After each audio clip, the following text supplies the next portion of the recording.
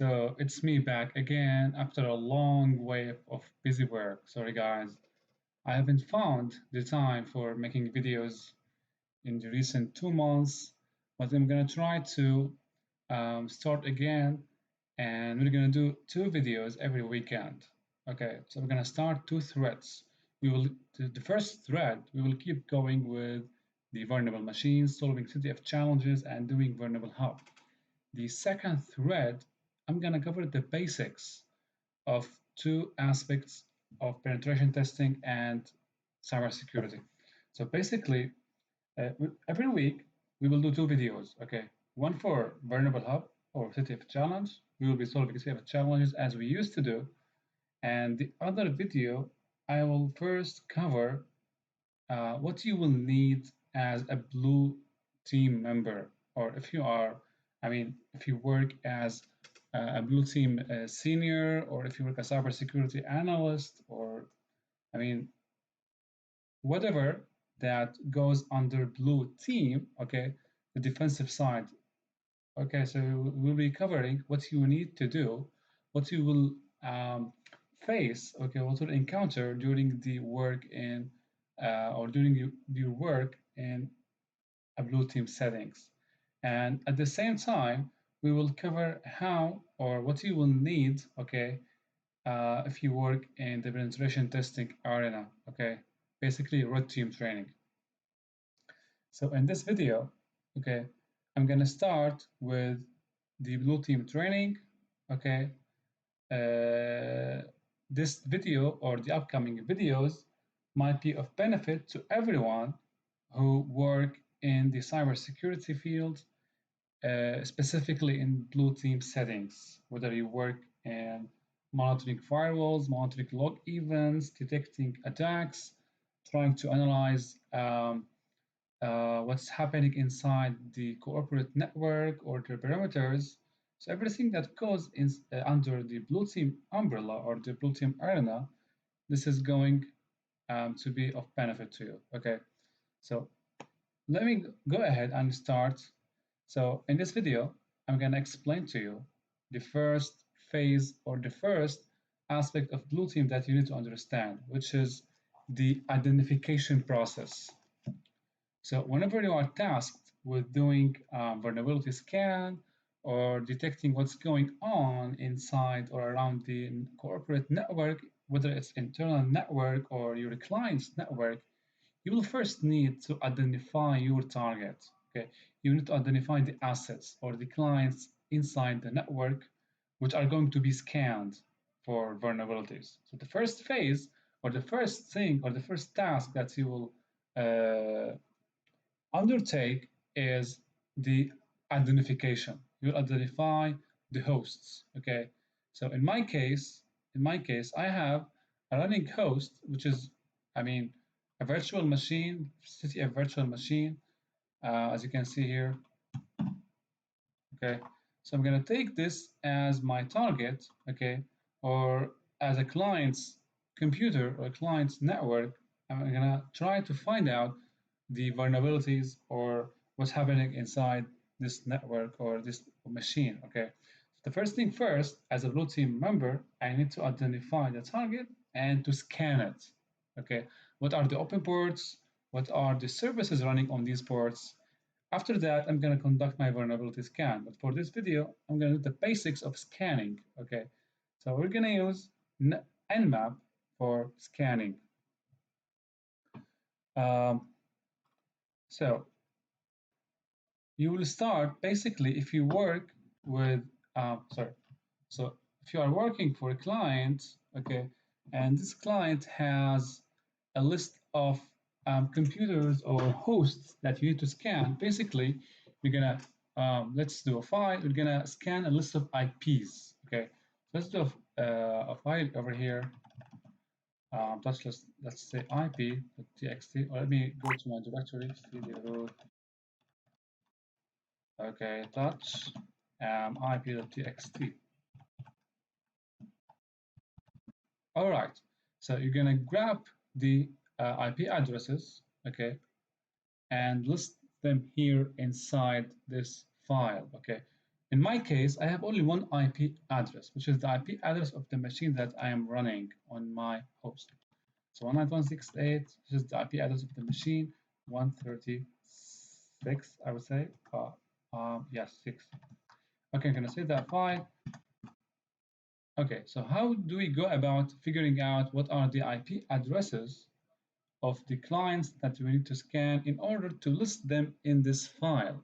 Okay, so we can do that by running net discover, okay, and we define the IP address range, okay.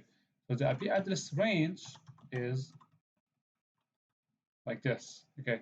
So we're gonna discover the host inside the network, okay. So let's see what we have.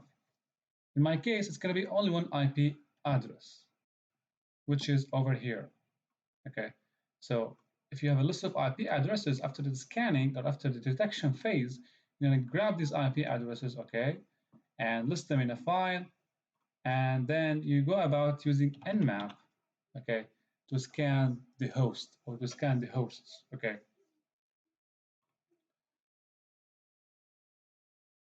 So what we will do now is scanning the host for detecting the open ports and the services running on these ports. So first, we're gonna say that decide the type of scan that we're gonna do. Okay, so you need to understand that if you are authorized to do the scan on this host or the host in a real settings, okay, in a real scenario, you need to be authorized. You can do TCP connect to scan, okay, without the need to escape firewalls or to let's say firewall evasion or IPS evasion. You don't need to do that if you're authorized and if you are working on a white box settings. Okay, this is a white box settings. If you are not authorized, or if you have been tasked with doing black box testing, okay, so this means that you're going to do the scan and you will not be whitelisted by the intrusion prevention system if it exists on the client's network. So you need to evade that. We're going to go into that after doing the white box settings. Okay, so we can do TCP connect to scan. Sorry. Okay, connect to the host, and we need to identify what are the services running on this. So we do this tag, and after that, if we want to know the operating system running on this host, or we want to know full information, full report on what's going on inside this host, we can opt for aggressive scan, and we will decide, or we will grab the host from the file. So the file is ip.txt. Okay, let's run. It says that the host seems down or it is blocking our ping probes. Okay, let's make sure that we typed it's 35. So it's not 6, it's 5.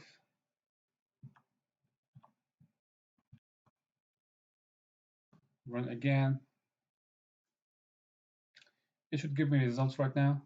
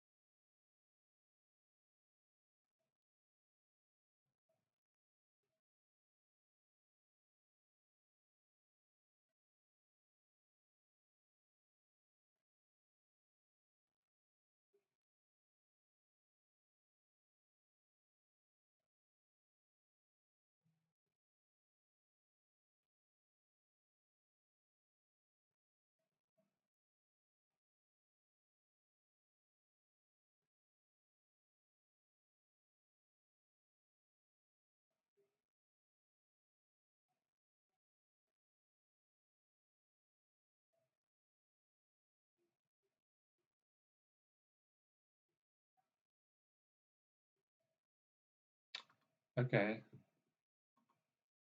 so it took some time. Meanwhile, I'm gonna start a new terminal over here, and from here we can suppose that we need to scan specific ports, okay, on the host.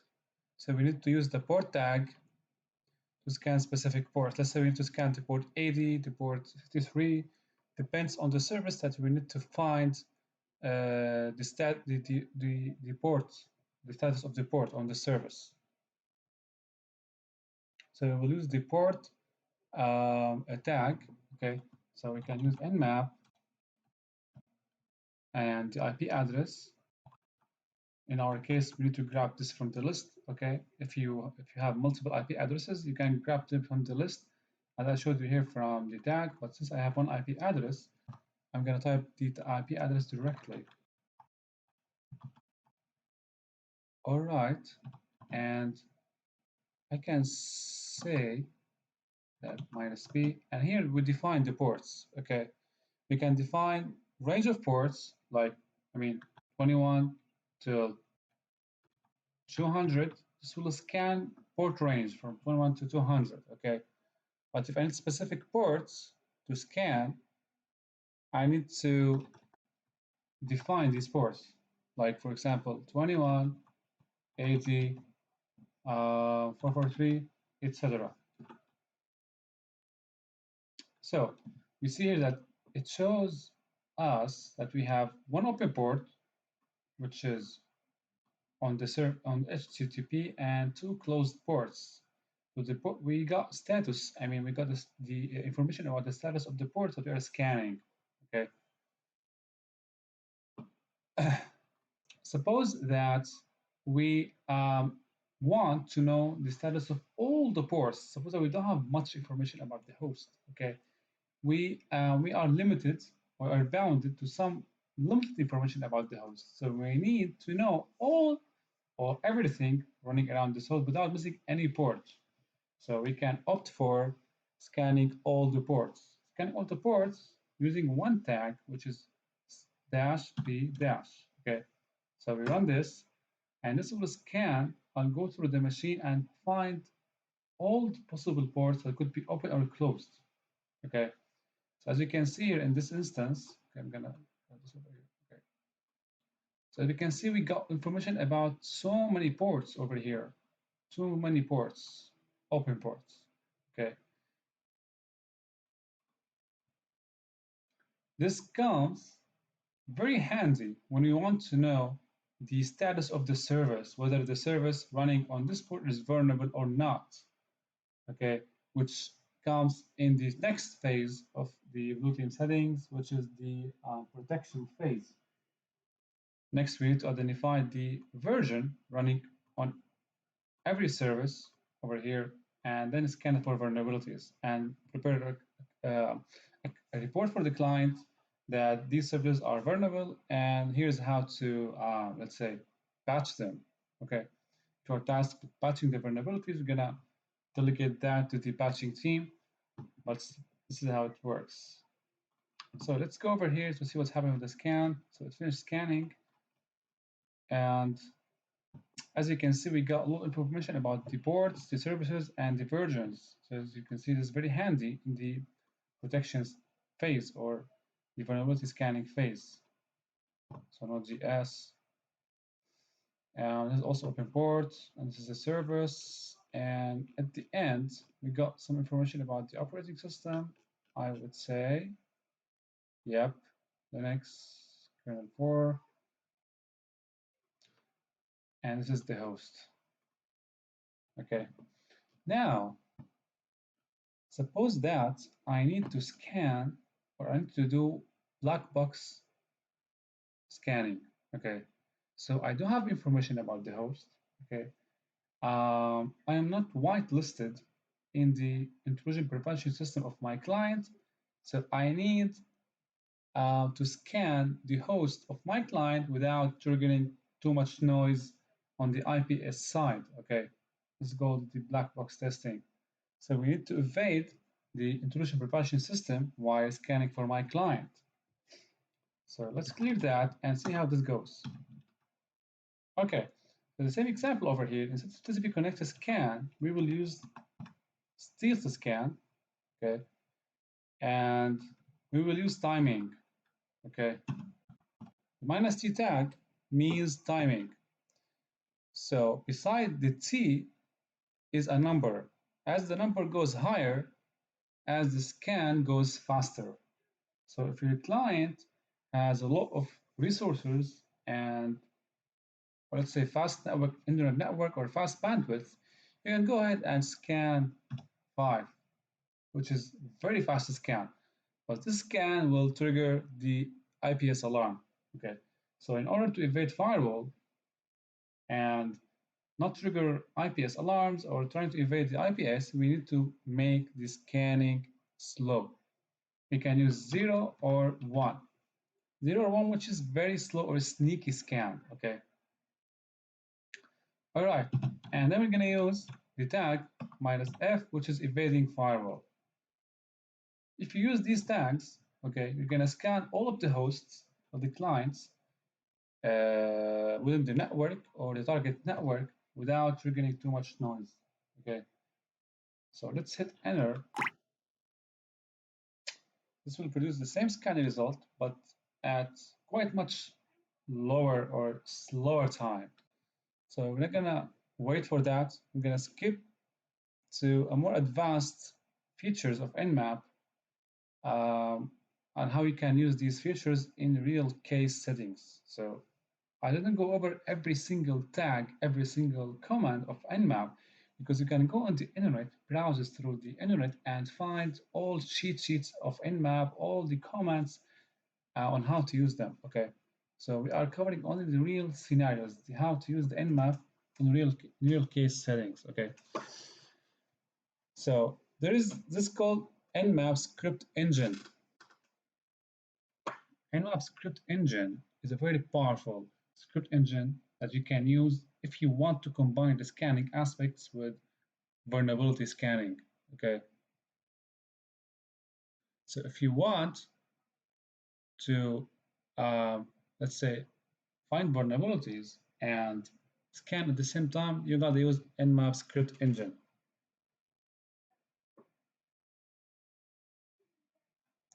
So let's say I want to scan, okay, apply the same command, and I want to grab the banners of every service. You know, grabbing banners is a very important aspect of reconnaissance. So let's try, or let's see how this goes. So Nmap, okay, of course you can apply the Nmap script engine commands along with your default commands, okay. So let's say I want to scan my host and grab the banners. So I use the script tag and equal to banner. This will grab the banner of every service running on this host by connecting to this service and see what the service, gives a message back.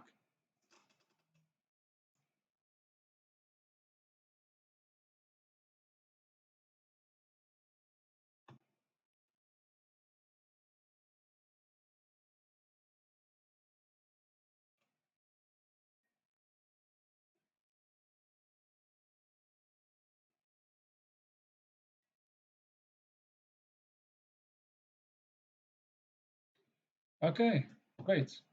So here is how every service, okay, running on these ports responded when we requested a banner or we connected to the service. So it's very useful during the vulnerability scanning phase. Okay, so you scan the machine, you identified your targets, you listed your targets on a file, you scanned, you determined what kind of scan you want to use, white box or black box testing, and you grabbed the banner, you identified the open ports, you identified the services. Now you are ready to go ahead and scan every service, okay, for vulnerabilities to try and determine what if there is a vulnerability in a specific service, let's say HTTP or SSH, old, I mean, old version or unpatched version, etc. Okay. Before closing on this video, I want to show you guys a default use of Nmap script engine. So if you want, so let me close this over here since we scanned the target. Let's say I want to use a script engine along with my comprehensive scan or holistic scan, let's say Nmap.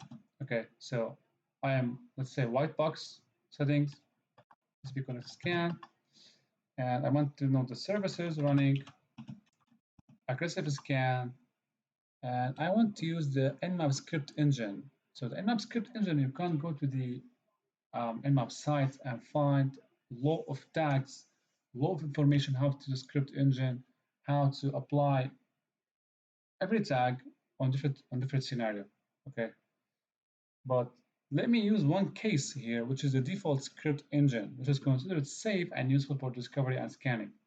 Okay, so where's the mouse? Okay, so let me define my target and let me use script and the default tag header. The default is very useful tag from Nmap script engine for scanning, discovery, etc. You can use that in every scan you want.